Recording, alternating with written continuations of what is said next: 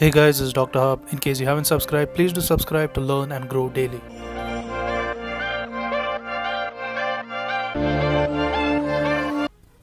Now we're going to look at the physiology of the ECF and the ICF composition.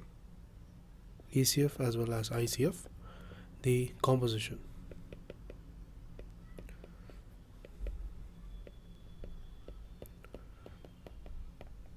So first we look at the ECF. So under ECF, the most important ions, it includes the sodium. Next is the calcium. Then comes the chlorine, the bicarbonate and the glucose. So these are the most important. So let's look at the values. So in ECF, these values are increased.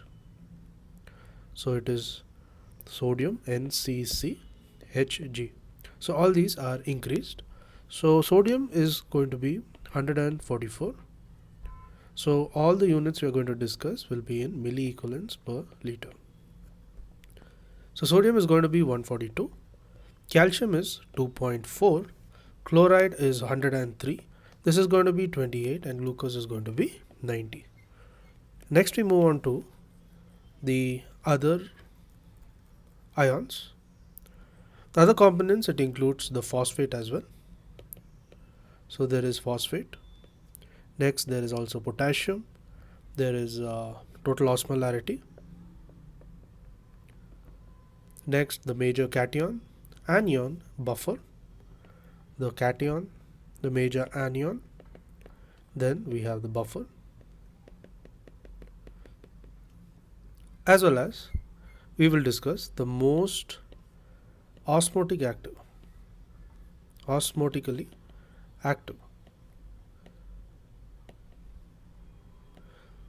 So breaking down, the phosphate is going to be 4. The phosphate will be 4. Then looking at the potassium, it is again going to be 4. So phosphate and potassium is 4. Then talking about the osmolarity, it is going to be 282. Then the cation is going to be, the major cation is going to be, this is nothing but they are major. So the major cation is going to be sodium and chloride. So sodium is the major cation and the major anion is going to be chloride. Then looking at the buffer is going to be the bicarbonate, that is HCO3 minus. Then the most osmotically active ion is going to be sodium. Then the looking at the proteins and the pH, this is something which was left out.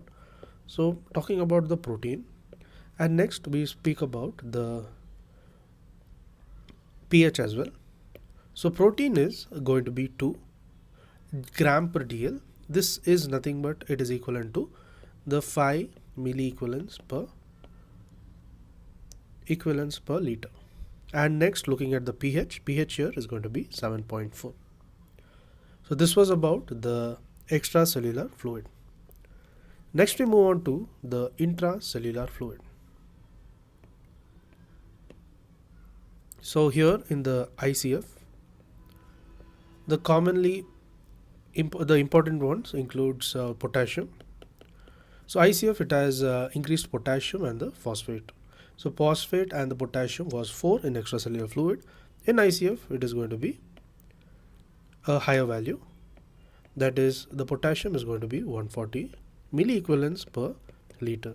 And phosphate is going to be 75 milliequivalents per liter. Then talking about the proteins. The protein is going to be about 16. This 16 is going to be the 16 gram per dl, which is equivalent to nothing but 40 milliequivalents per liter. So in case of the ECF, it was 5. So there's an increase in 8 amounts into 8. Then talking about the other ions. To watch more videos like these and grow daily, subscribe to the Dr. Hub channel.